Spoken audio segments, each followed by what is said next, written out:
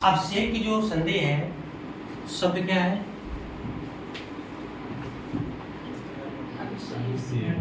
अभिषेक। ठीक है, हमें सबसे पहले तो ये हमने ये कंफर्म कर लिया कौन संधि है? विसर्ग संधि है। ठीक है, तो देखो सेक शब्द कुछ नहीं होता, सेक शब्द का कोई अर्थ नहीं होता। शुद्ध वर्तनी क्या होती है? सेक। ये इसका अर्थ होता है सींचना। क्या होता है? सींचना। इसलिए कहते हैं कि अभी सावन भी चल रहा है, जब भी शिव मंदिर में जाते तो कहते हैं ना कि शिव जी का अभिषेक करना है, एक यानी लहराना, स्नान कराना है ना, जल डालना। ठीक, वही मतलब होता है। तो विच्छेद क्या हो जाएगा? अभी प्लस से। अभी प्लस से। ठीक, तो देखो ये ऑप्शन होगा कहीं पर? दूसरा। हाँ, दूसरा ऑप्शन हो जाएगा। इसके बाद है सज्जन का संधि विच्छेद होगा। सज्जन का संधि विच्छेद होगा। क्या होगा? सत धन पक्का। सत होगा कि सत होगा? ता। ठीक है, हाँ, सब लोग होशियार हैं। सज्जन का क्या होगा? सत धन जन। ठीक, ता संबंधी नियम बताया था, है ना? हाँ, कि ता के बाद अगर क्या आता है? हाँ, जाया झा आता है तो आधा जा पूरा बन जाता है ना? तो इसलिए शब्द का निर्माण हो जाता है सज्जन, मतलब पूरा जा और उसमें आधा जा। ठीक, अगला क्या है? यशोदा। ये भी आपकी विसर्ग संधि है। कौन संधि है? हाँ, विच्छेद क्या होगा? यशः धन दा। क्या होगा? यशः धन दा बराबर विसर्ग संधि। अगला है मनोयोग का संधि विच्छेद है। कल हमने एक शब्द लिया था, कौन सा था? आया था मनोहर। मनः प्लस आयु। हाँ, मनोयोग शब्द क्या है हमारा? मनोयोग। ये भी आपकी क्या विसर्ग संधि है। ठीक, तो विच्छेद क्या होगा? मनः प्लस आयु। योग, आयोग नहीं योग। ठीक, तो ओ की मात्रा ही विसर्ग का रूप लेती है, तो मनोयोग। ठीक है, अगला नमस्ते का सही संधि विच्छेद होगा नमः धनते। ठीक है, क्या होता है? नमः धन ते। ठीक है, मतलब ते माने वे सब हो, यानी उन्हें। नमा माने नमस्कार है या प्रणाम है। देखो एक शब्द होता है नमस्ते और एक शब्द होता है नमस्कार, दोनों में क्या अंतर है? नमस्ते और नमस्कार में दोनों शब्दों में क्या अंतर है? सुना भी होगा, कई लोग नमस्ते बोलते हैं, कई लोग नमस्कार बोलते हैं, है ना? हाँ, दोनों शब्दों में क्या अंतर है? हाँ, तो ऐसे कैसे बोल देते हैं? कोई तो अंतर होगा।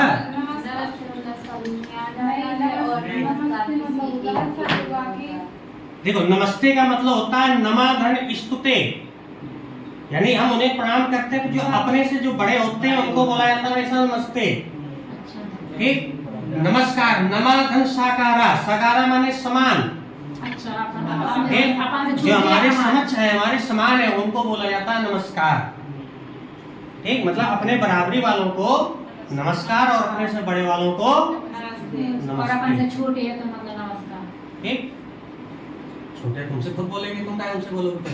अच्छा, तो नहीं तो बोल भी देते या तो नहीं।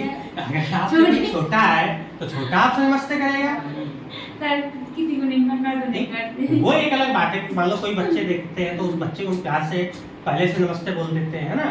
तो वो एक अलग चीज हो गई। बाकी जो हाँ, ये अभिवादन की शैलियां हैं। ठीक है, तो नमस्ते अपने से हमेशा बड़ों के लिए और नमस्कार अपने से बराबरी के लिए। क्लियर? अगला शब्द है आपका परमार्थ में कौन सी संधि होगी? हाँ, शब्द क्या है? परमार्थ। क्या होगा? हाँ, परम धन अर्थ।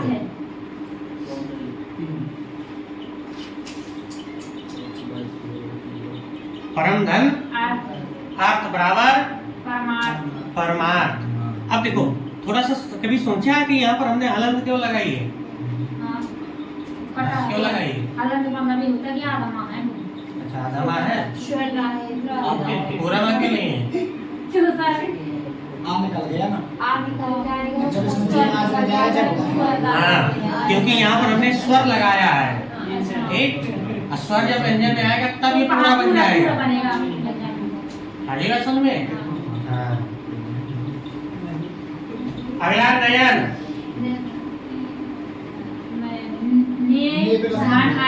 हाँ, क्या हो जाएगा? ने धन अन, यानी ए प्लस आ बराबर आए। उच्चारण है, मात्रा नहीं है। और उच्चारण किस संधि में आता है? अयाद संधि में। किसमें आते हैं? अयाद संधि में। अगला क्या है?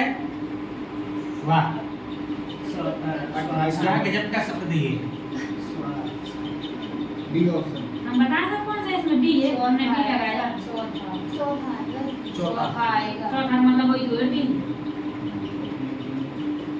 सही है सर। या तो फिर बस होगा तो फिर तीसरा होगा। तीसरा हो नहीं सकता है और इसमें नहीं हो सकता। नहीं हो सकता। या वो आप नहीं बता दो। नहीं, तीसरा नहीं हो सकता। चौथा ही सही है। डी है सही।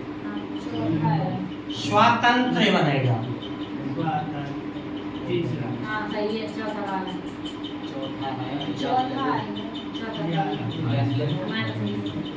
चौथा ऑप्शन सही होगा इसका। ठीक है। वाग्याल का संधि विच्छेद बताने की जरूरत नहीं है। हाँ, क्या होगा? वाग धन जाल। पक्का? पहला ऑप्शन सही हो जाएगा। चलो, कोई बात नहीं। शब्द अन्वय का संधि विच्छेद क्या है? अन्वय का संधि विच्छेद क्या हो जाएगा? हाँ हाँ, आए, यानी छोटा ऊ प्लस छोटा बराबर वाह। क्या बनेगा? वाह, यानी कौन संधि होगी? यण संधि। बहुत सही। बताओ, निम्न में से किस शब्द में गुण संधि है? देवेंद्र में। कौन सी किसमें है? हाँ। कुम धन त्वा की संधि होगी। पहला ऑप्शन, पहला, हाँ पहला सही है।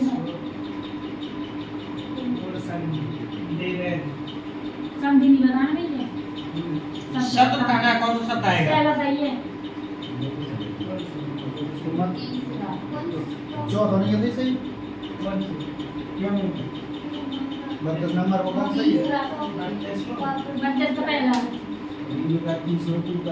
तो इतना सरल तो नहीं है। चौथा ऐसा नहीं है। चौथा ना, तीसरा है। तीसरा भी नहीं आएगा। तो पहला है। तीसरा शब्द आएगा। अरे माँ हटेगा तो अनुस्वार न लगेगा। हमने संजय का शब्द बताया था ना, संजय। तो क्या होता था विच्छेद? सम धनजय होता था। वैसे ये शब्द है कुम धन त्वा, शब्द बच जाएगा कुशत्व। तो सब वहाँ से आ जाएगा इसमें। शायद फिल्म जाएगा। हाँ। आप वो आगे जी। पंचामृत का संधि विच्छेद। पंचामृत का संधि विच्छेद क्या होगा? दूसरा सही है। दूसरा सही है। पंचाम दूसरा सही है। हाँ, तीसरा से होगा पंच धन अमृत। क्या होगा? कौन सा होगा? पंच धन अमृत। चलो अगला बोलो, दशानन का संधि विच्छेद। हाँ, दस धन आनंद। आनंद। अरे कौन सी होगा? तू ऐसा 10 बना रहा हाँ पहला आएगा। हाँ। तुषारा पात में कौन सी संधि होगी? सर इसमें पहला है चौथे इसमें कटुसा आएगा। हाँ। तुषार धन अपार में कौन सी संधि होगी बेटा? बोलो। हाँ, शब्द क्या दिए? अच्छा, यह संधि होगी। व्यंजन संधि होगी। तुषार प्लस आपार ये शब्द दिए हैं। दिमाग तो होता नहीं। छोटा प्लस बड़ा क्या बनेगा? अच्छा दीर्घ हमारा तो सही है। हमें तुषारा पार हमें दीर्घ लिखो तू। दीर्घ संधि। दूसरे में चेक करना। अगला चिन्मय का संधि विच्छेद। किसका होगा? चिन्मय। हाँ दूसरा होगा सर। क्या हो जाएगा? चित्त धनमय। चित्त धन मय। मय। कौन संधि? व्यंजन संधि। व्यंजन संधि। कटुता होगा ना सर? कटुता होगा। हाँ हाँ, विसर्ग लग जाएगी, वो हलंत लग जाएगी। अगला क्या है? इनमें स्वर संधि से बना पद है तल्लीन। तब तल्लीन होता है, व्यंजन संधि है। विच्छेद।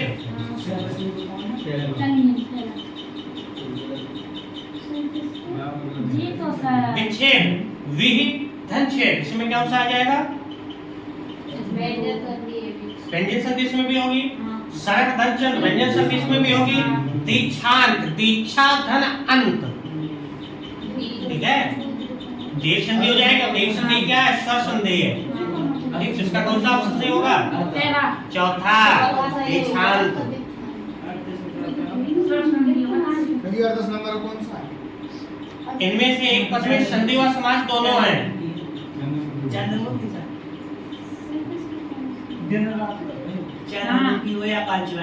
चौथा रामानुज। राम धन अनुज संधि हो गई। ठीक, रामानुज अर्थात लक्ष्मण समास हो गया है। कौन सा आ जाएगा? रामानुज। इसमें संधि भी है और समास भी है। अगला दैत्य प्लस अरे दैत्यार्य एक उदाहरण है। किसका है? स्वर संधि का। क्यों? दीर्घ संधि है इसमें। कह धन अपि की संधि होगी गोअपि। चौथा विसर्ग संधि है। 39 का दूसरा, 40 का चौथा। सर आपने आज भी भेजे हैं सर मम्मी? भेजे हैं तेरे तो सर भेजे हैं। हाँ, वो सर ये तो भी कर लेंगे। आज वही समझा देना ना यार लोग सर। अब दूसरे की समझी। अरे पूरी कहां है हिंदी? व्यंजनों के साथ रहेगा।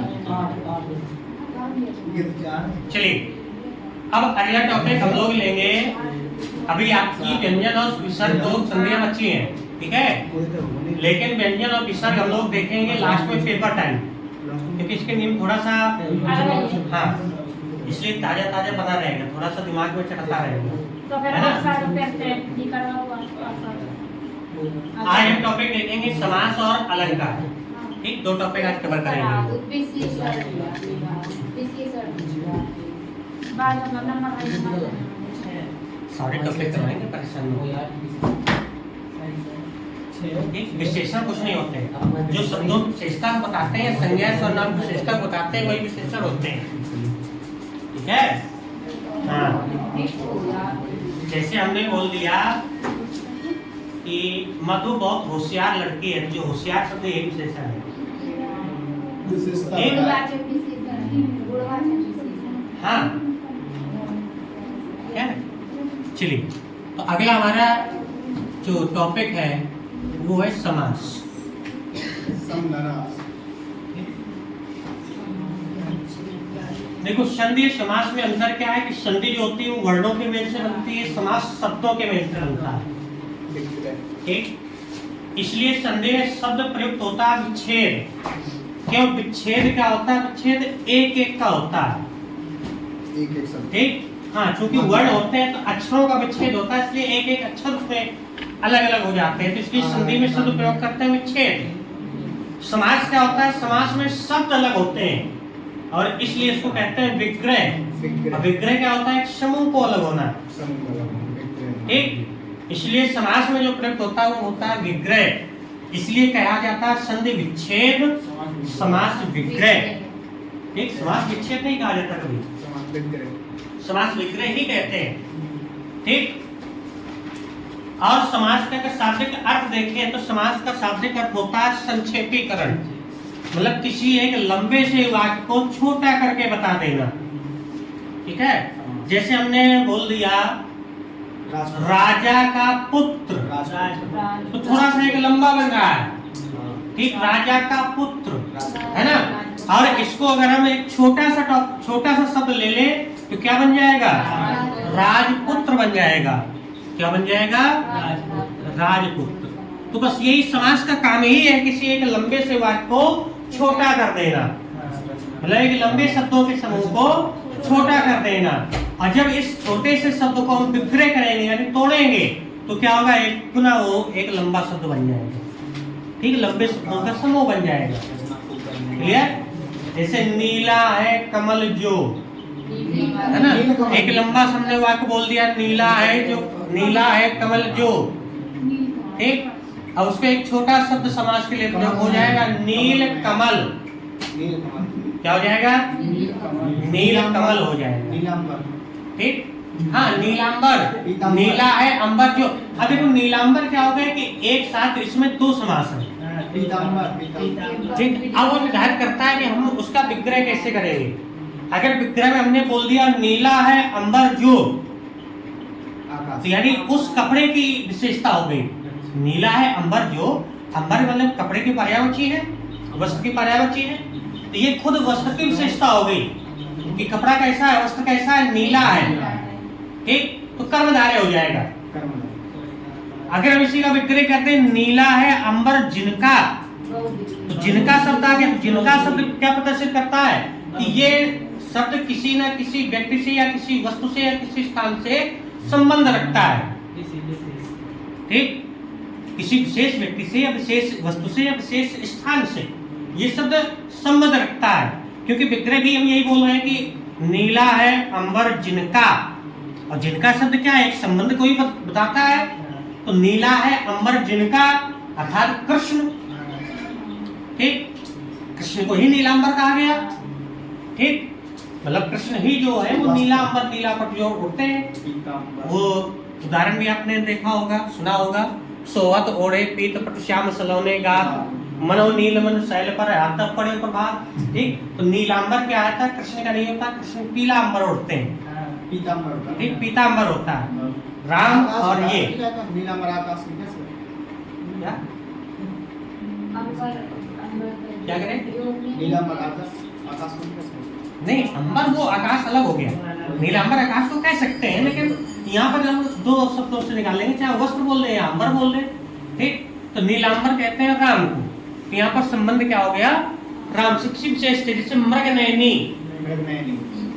ठीक, जैसे शब्द हमने बोल दिया मृग नयनी, तो मृग के समान नेत्र हैं जिनके, या मृग के समान नयनों वाली, मृग के समान नयनों वाली किसी का संबंध बता रहा है। और ये संबंध किससे? मृग ने किसको कहा गया है? सीता को। हे खग मृग हे मधुकर सैनी तुम देखी सीता। ठीक, सीता को मृग ने कहा गया, तो कौन समास हो जाएगा? बहुब्रीहि समास हो जाएगा। ठीक, तो ये एक से अधिक समास में, मतलब एक ही उदाहरण में दो दो समास होते हैं। ठीक, तो खैर हम शुरू से देखते हैं। पहला समास है आपका अव्यय भाव समास। कौन सा? हाँ,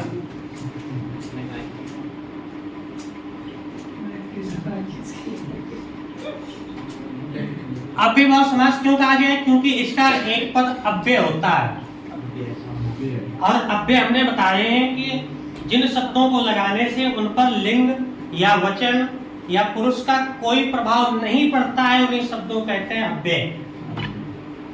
ठीक है, अव्यय शब्द क्या कहलाते हैं? जिन पर ना तो लिंग का प्रभाव पड़े, ना वचन का प्रभाव पड़े, ना किसी पुरुष का प्रभाव पड़े। ठीक, अच्छा पुरुष क्या है? पुरुष कितने होते हैं? 3। कौन कौन से? प्रथम हाँ, प्रथम पुरुष, मध्यम पुरुष और उत्तम पुरुष। क्लियर? उत्तम मध्यम पूर्ण। हाँ, तो अव्ययभाव समास का कौन सा पद प्रधान होता है? प्रथम पद प्रधान होता है। पक्का? पक्का बिल्कुल बिल्कुल। ठीक, मान लिया हमने भी। ठीक है, इसका कौन सा पद प्रधान होगा? प्रथम पद प्रधान। ठीक, प्रथम पद प्रधान। प्रधान का मतलब क्या है? कि जिस शब्द से उस समास का अर्थ स्पष्ट हो जाए, उस समासिक पद का अर्थ स्पष्ट हो जाए, उसी पद को हम प्रधान कह देते हैं। ठीक, हाँ, प्रधान पद। ठीक, और दूसरा पद क्या हो जाएगा? गौड़ पद हो जाएगा। ठीक, जैसे इसका उदाहरण हमने लिख दिया, जैसे हमने उदाहरण में ले लिया यथाशक्ति। क्या ले लिया? यथाशक्ति। देखो दो शब्द हैं, एक शब्द हमारा यथा, दूसरा शब्द है शक्ति। क्लियर? बहुत ध्यान समझिए, यथा और शक्ति। शक्ति क्या है? एक गौड़ शब्द है, शक्ति किसी के साथ भी लग सकती है। तो शक्ति से केवल अर्थ सिर्फ हमारा इतना स्पष्ट होगा, शक्ति क्या है? ताकत या हिम्मत, कि हमारे अंदर कितनी ताकत है। ठीक, तो शक्ति का मतलब क्या है? ताकत। लेकिन शक्ति का अर्थ संबंधित कौन कर रहा है? यथा। यथा का मतलब होता है के अनुसार।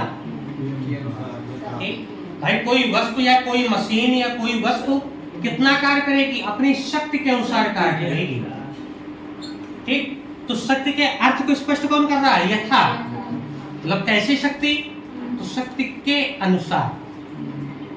ठीक, यथा माने के अनुसार, तो विग्रह क्या हो जाएगा? शक्ति के अनुसार।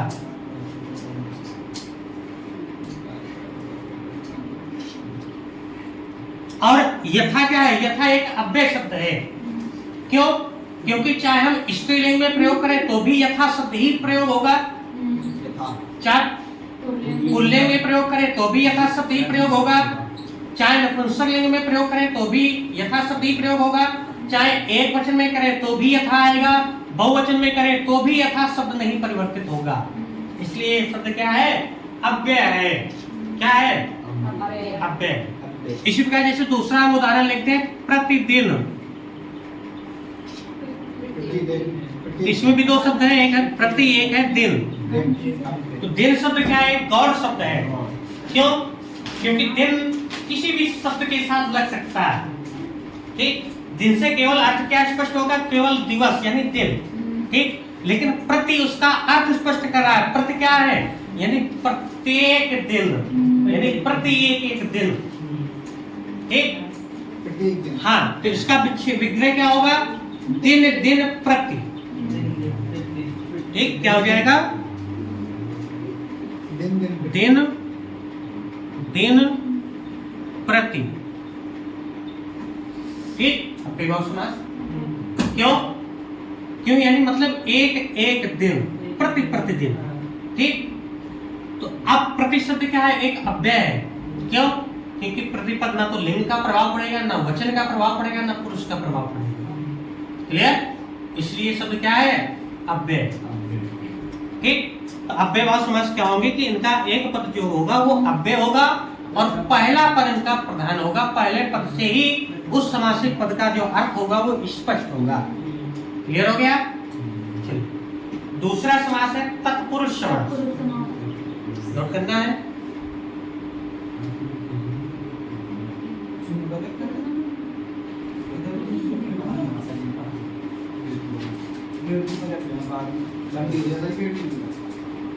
चलिए, दूसरा है हमारा तत्पुरुष समास।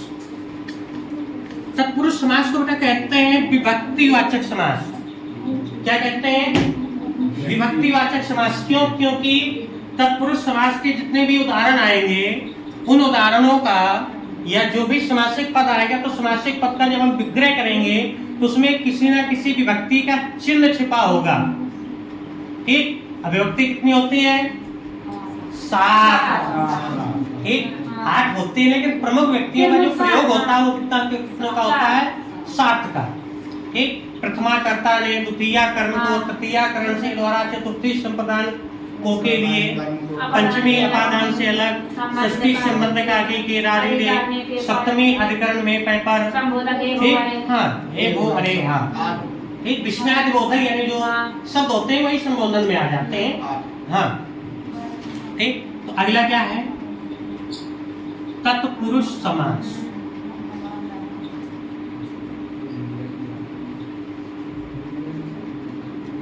इसका भी कौन सा पद प्रदान होता है? उत्तर पद नहीं, उत्तर पद प्रदान होता है।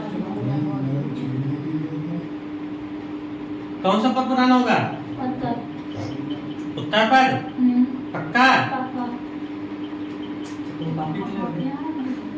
है? नहीं पूरे तो मेरे याद है ना पूरे, और पूछ लो मैं पूरी याद। हाँ, तत्पुरुष समास का कौन सा पद प्रदान होगा? उत्तर पद। उत्तर पद प्रदान होगा। उत्तर पद का मतलब बाद वाला पद। ठीक, क्लियर?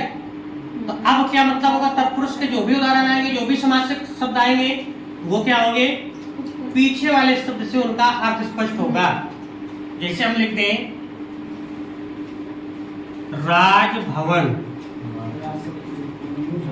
शब्द हमने लिखा राजभवन। ठीक, क्या लिखा? राजभवन। अब इसका हम विग्रह करना, देखो एक शब्द है राज, दूसरा शब्द है भवन। ठीक, तो राज, राज यानी राजा का, राजा का भवन। ठीक, का शब्द आ गया। अब का किस व्यक्ति का चिन्ह है? षष्ठी व्यक्ति का। किस व्यक्ति का चिन्ह है? षष्ठी व्यक्ति का। एक संबंध काटी के, है ना? यानी भवन का संबंध किससे बता रहा है? राजा से। ठीक, अब देखो राजा शब्द क्या है? एक और शब्द है। क्यों? क्योंकि राजा के साथ हम कुछ भी जोड़ सकते हैं। राजा की संपत्ति, राजा का धन, राजा का पुत्र, राजा के मंत्री, राजा की सेना, राजा का राज्य, कुछ भी जोड़ सकते हैं। ठीक, लेकिन भवन क्या है? भवन स्पष्ट अर्थ दे रहा है कि राजा से संबंध किसका बताना है? केवल भवन का बताना है यहाँ पर। ठीक, अगली बात समझे। अब का क्या? का एक संबंध सूचक है, यानी भवन का संबंध किससे बता रहा है? राजा से। तो इसको देखो दो तरीके से पूछा जा सकता है। या तो केवल तत्पुरुष समास ऑप्शन में हो जाएगा, तो आप सीधे लिख सकते हैं तत्पुरुष समास। यदि वो व्यक्ति पूछना चाहता है तो ऑप्शन में षष्ठी तत्पुरुष लिखा होगा, पंचमी तत्पुरुष लिख सकता है, चतुर्थी तत्पुरुष लिख सकता है। तो कौन सा हो जाएगा? षष्ठी तत्पुरुष हो जाएगा। या कारक पूछना चाहता है तो संबंध तत्पुरुष हो जाएगा। ठीक, या और भी ऑप्शन हो सकते हैं। अपादान हो तत्पुरुष हो सकता है, संप्रदान तत्पुरुष हो सकता है, लेकिन कौन सा हो जाएगा? संबंध। ठीक, क्योंकि षष्ठी व्यक्ति का कारक क्या होता है? संबंध होता है। क्लियर? आगे बात समझ में? चलो, इसी तरह और भी जैसे हम बोल दें, जैसे राजकुमार शब्द बोल दें, उदाहरण हो जाएगा। ठीक, तो क्या होगा? विच्छेद विग्रह इसका राजा का कुमार यानी राजा का पुत्र। ठीक, इसमें भी विभक्ति स्पष्ट हो गई। कार्य विभक्ति इसमें भी निकल के आएगी। तो षष्ठी तत्पुरुष, ये संबंध तत्पुरुष, ये केवल तत्पुरुष समास। क्लियर? चलिए, अगला है द्विगु समास। द्विगु समास को बेटा कहते हैं संख्यावाची समास, क्योंकि इसका एक शब्द क्या होता है? संख्या लिए होता है। और इसका कौन सा पद प्रदान होता है? इसका भी उत्तर पद प्रदान होता है।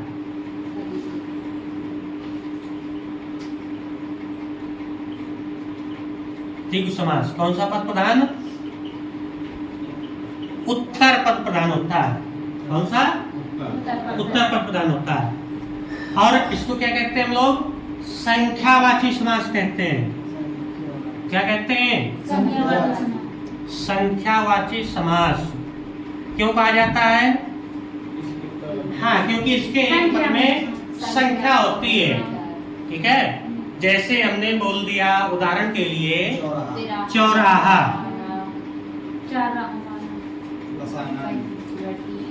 विग्रह क्या होगा? चार राहों। राह मतलब मार्ग या रास्ते। चार राहों का समूह। क्लियर? देखो चौराहा तो चार संख्या आ गई। ठीक, अब चार संख्या क्या है? किसी शब्द के साथ हम जोड़ सकते हैं। ठीक, लेकिन स्पष्ट अर्थ किससे होगा? राह से। यहाँ पर अर्थ क्या स्पष्ट होगा? राह से। कि चार का संबंध किससे बताना है? केवल रास्ते से बताना है, यानी मार्ग से बताना है हमें। ठीक है, जैसे त्रिभुवन।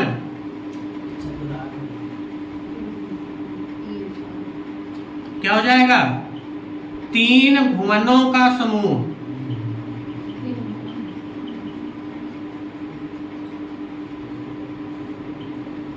तीन भुवनों का समूह। ठीक, त्रिभुवन, तीन भुवन है ना? कौन कौन? आकाश, पृथ्वी, पाताल। यही तो तीन भुवन है। ठीक, हाँ। अच्छा, दिशाएं कितनी है? 10 दिशाएं। कितनी दिशाएं हैं? 10। भाई चार प्रमुख हो गई, पूरब, उत्तर, दक्षिण, पूरब, पश्चिम। चार देश के कोने हो गए। ठीक, ईशान, नैऋत्य, वायव्य। ठीक, ये चार उनके कौन हो गए? अब दो आकाश और ठीक, तो ये 10 दिशाएं होती हैं। 10 दिक्पाल होते हैं, यानी 10 दिशाओं के रक्षक जो होते हैं उनको कहते हैं 10 दिक्पाल। ठीक, 6 क्षेत्रपाल होते हैं। ठीक, जो क्षेत्र होते हैं वो 6 होते हैं। अब 6 क्या होते हैं? शास्त्र भी होते हैं। 6 शास्त्र होते हैं ना? 4 वेद, 6 शास्त्र, 18 पुराण, 108 उपनिषद। 108 क्या होते हैं? उपनिषद। ठीक, तो संख्या थोड़ा याद रखना है। दिशाओं की संख्या 10। ठीक, भुवनों की संख्या 3। अच्छा, हवा कितने प्रकार की होती है? वायु। वायु के कितने प्रकार होते हैं? 49 प्रकार होते हैं। हाँ, वायु के 49 प्रकार होते हैं। वायु चाहिए ना? हाँ, ठीक है। तो वायु के कितने प्रकार होते हैं? 49। सूर्य कितने होते हैं? 12। ठीक है, जो भी आप सूर्य नमस्कार करते हो उसमें 12 मुद्राएं ही होती हैं। तो एक एक प्रकार को, यानी एक एक रूप को प्रदर्शन करती है मुद्रा। इसलिए उसका मंत्र भी होता है आदित्याय नमः, सुमित्राय नमः, मारीचे नमः, अर्काय नमः, है ना, हिरण्यगर्भाय नमः। ठीक, तो ये सब क्या है? 12 सूर्य के प्रकारों की एक मुद्रा होती है जो सूर्य नमस्कार आप करते हो। ठीक है, चलो। तो दीर्घ समास में जो भी आएंगे वो क्या आएंगे? उसमें संख्यावाची शब्द आता है, संख्या लिए हुए होगा। अगली बात समझ में तो बन जाएगा इसका उदाहरण। पक्का? जैसे पंचवटी।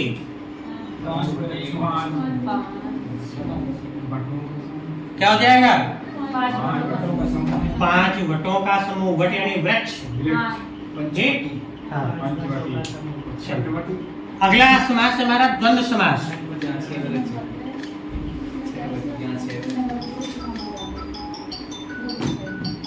कौन सा है? द्वंद्व समास।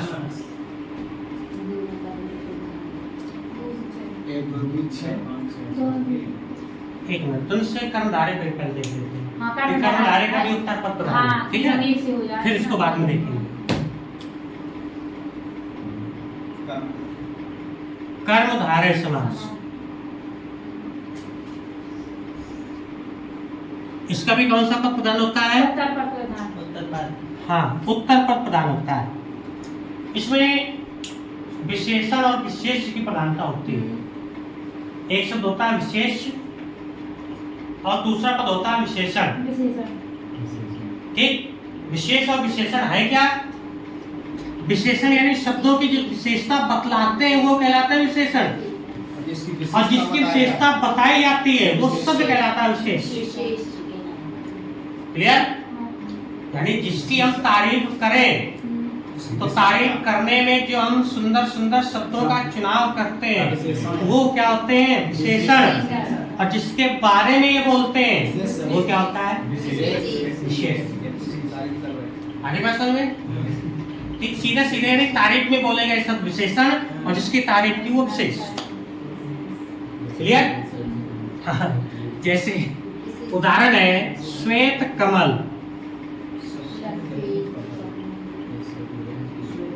शब्द है श्वेत, दूसरा है कमल। श्वेत मतलब सफेद, कमल मतलब कमल। ठीक है? हाँ, तो क्या हो जाएगा? सफेद है जो कमल, यानी श्वेत है जो कमल। क्लियर? इसी तरह जैसे नील कमल, नीला है जो कमल। कृष्ण सर्पा, काला है जो सांप। कृष्ण माने काला, सर्प माने सांप। ठीक, काला है जो सांप। कृष्ण के समान सांप नहीं, कृष्ण मतलब होता है काला। ठीक है? हाँ, वो काला है जो सांप, वो उसका उदाहरण हो जाएगा कृष्ण सर्पा। ठीक, अब कर्मधारय में देखो बहुत से आ जाएंगे, जैसे पीतांबर।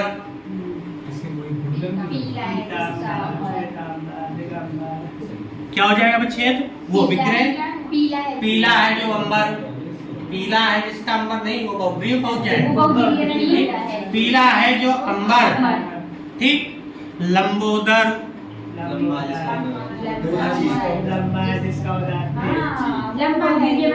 लंबा है जो उदर, लंबा है जो उदर। ठीक, मतलब जिसमें अगर किसी की विशेषता बतलाई जाए तो वो सारे उदाहरण आ जाएंगे हमारे कर्मधारय समास में।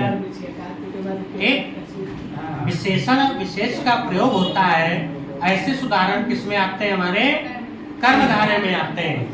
ठीक, कंफर्म हो गया? तो अगला समास हमारा बहुब्रीहि समास। कौन सा? आपको समझ में आ रहा है ना? क्योंकि आज पहली क्लास है आपकी। आ रहा है समझ में? पक्का? क्यों ना जाना आज पूछना है, क्यों सुनना बस नहीं है। आप तो बोलेगा पक्का कर।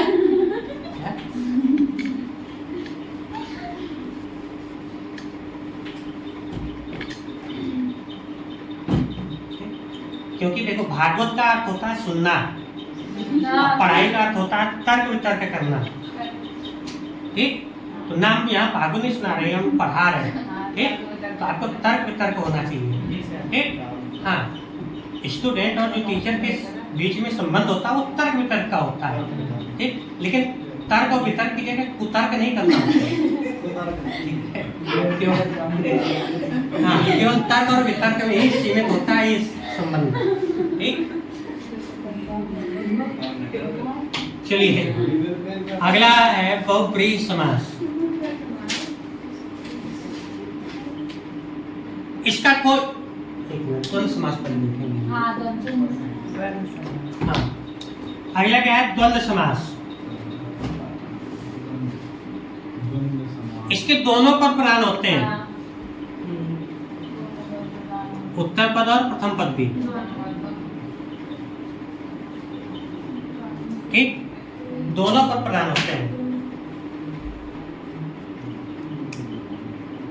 जैसे अब देखो दोनों पद प्रधान होंगे और बीच में या तो वह शब्द छुपा होगा या और शब्द छुपा होगा। मतलब जो समासिक पद आएंगे तो इस समासिक पद में के बीच में अगर हम वह और लगा दें तो उन दोनों का अर्थ स्पष्ट हो जाता है। ठीक, जैसे माता पिता, तो माता और पिता या माता हुआ पिता है ना, भाई बहन, पति पत्नी, हाँ, दिन रात, राम लक्ष्मण,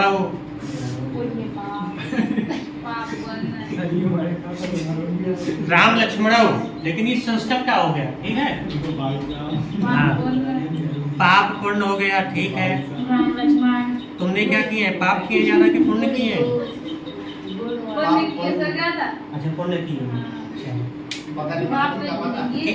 अब इनके बीच में या तुम हुआ लगा दे बीच में, विमर विग्रह हो जाएगा, या और लगा दे, जैसे माता और पिता, भाई और बहन, पति और पत्नी, दिन और रात, राम और लक्ष्मण, पाप और पुण्य, या हुआ लगा के विग्रह कर सकते हैं। जैसे माता हुआ पिता, भाई हुआ बहन, पति हुआ पत्नी, दिन हुआ रात, राम हुआ लक्ष्मण, पाप हुआ क्लियर। द्वंद्व समास लगभग सबसे सिंपल होता है, सभी लोग पहचान जाते हैं कि हाँ ये द्वंद्व समास है, क्यों? क्योंकि इसमें जोड़ा आता है, ठीक। हाँ, क्लियर हो गया। अगला है हमारा बहुब्रीहि समास। कौन सा? बहुब्रीहि समास।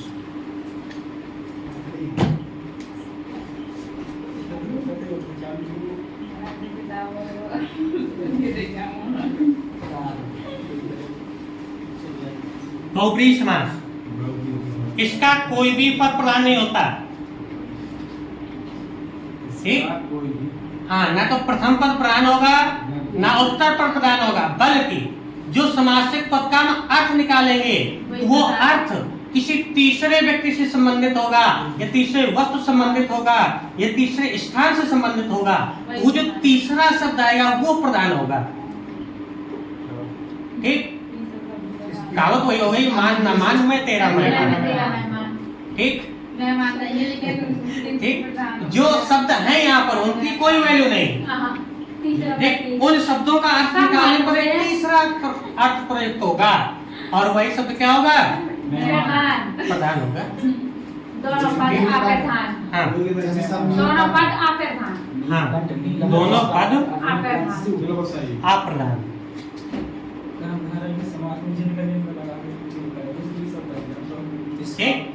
जैसे हमने उदाहरण लिख दिया चंद्रशेखर,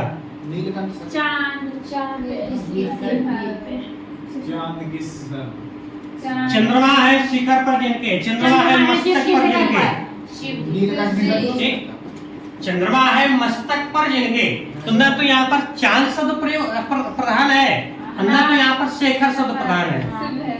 अब जब हमने इसका अर्थ निकाला, चंद्रमा है मस्तक पर जिनका, जिनके, शिव, यहाँ पर शिव शब्द प्रधान है, क्लियर। मृगनयनी, मृग के समान नयन है जिनके, या मृग के समान नयनों वाली सीता, तो सीता शब्द प्रधान हो गया, ठीक। एक दंत, एक दंत दयावंत चार भुजा, एक दंत, एक है दंत जिनका, ठीक। तो कौन सा हो जाएगा? अर्थात गणेश, गणेश शब्द प्रधान हो गया, क्लियर। हाँ, नीलकंठ, नीला है कंठ जिनका, किसको कहते हैं? ठीक, तो कौन सा हो गया? बहुब्रीहि समास। अच्छा, नीलकंठ मंदिर कहाँ पर स्थित है? नीलकंठ मंदिर मध्य प्रदेश में। नीलकंठ का मंदिर स्थित है कालिंजर में। कहाँ पड़ता है? बांदा के आगे पड़ता है, अच्छा, ठीक। कालिंजर, कालिंजर में किस शासक की मृत्यु हुई थी?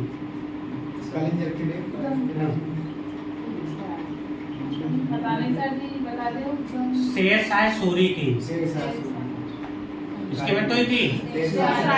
हाँ, कालिंजर अभियान में ही शेरशाह सूरी मारा गया था। तुम लोग पढ़ते क्या हो? पढ़ते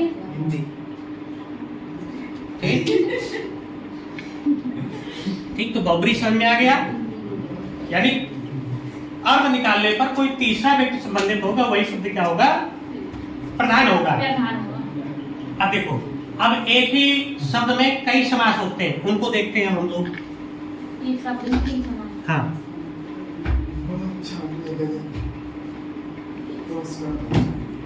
जैसे हमने शब्द लिख दिया दशानन, जिसकी 10 हाँ, 10 है आनंद जिसकी ठीक। अब देखो दशानन, एक तो इसमें संख्या भी निकल रही है, निकल रही है ना, यानी 10 आनंद का समूह, यानी 10 सिरों का समूह या 10 मुखों का समूह। ठीक। पूजा हो, रावण की पूजा हाँ, तुम क्या करो, नहीं 10 मुखों का समूह। नहीं कर लोग करते हैं। ठीक, दशानन क्या है? 10 मुखों का समूह।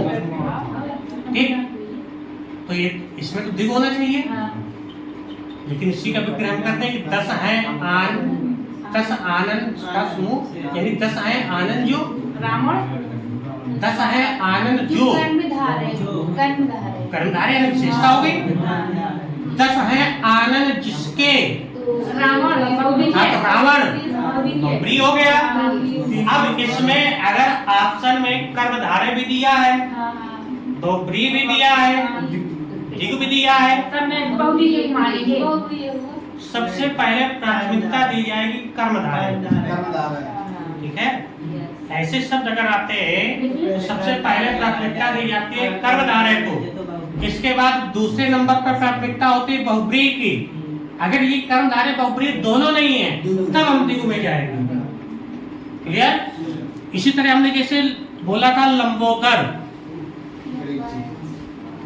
तो लंबा है उधर जो सीधे कर्मधारय हो गया, लेकिन अगर हम विग्रह करते हैं कि लंबा है उधर जिनका, अर्थात गणेश, बहुब्री होगा। इसमें अगर कर्मधारय और बहुब्री दोनों है तो सबसे पहले प्राथमिकता दी जाएगी कर्मधारय को।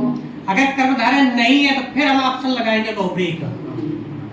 आगे वर्षन में तो इस तरह के जो भी उदाहरण आएंगे तो सबसे पहली प्राथमिकता दी जाएगी कर्मधारय को, इसके बाद दूसरे नंबर पर प्राथमिकता होगी बहुब्री की अगर वो विशेषता वाले हैं। क्लियर? तो यहाँ से आपका समास कर्मधारय। दूसरे नंबर पर क्या? दूसरे नंबर, पहले नंबर पर कर्मधारय। हाँ, दूसरे में बहुब्री की प्राथमिकता होगी, आगे विशेषता वाले हैं। और फिर द्विगु में? ठीक। हाँ, द्विगु में अगर कुछ ऐसा आ रहा है संख्यावाची शब्द है तो उसमें द्विगु होगा। अगर नहीं है जैसे लंबोदर, इसमें द्विगु का कोई मतलब नहीं है, तो केवल कर्मधारय और बहुब्री दोनों ही हमें देखना है। तो अगर कर्मधारय है ऑप्शन में तो आंख बंद करके कर्मधारय लगा देना है, अगर कर्मधारय नहीं है तो फिर हम बहुब्री को टिक कर लेंगे। क्लियर?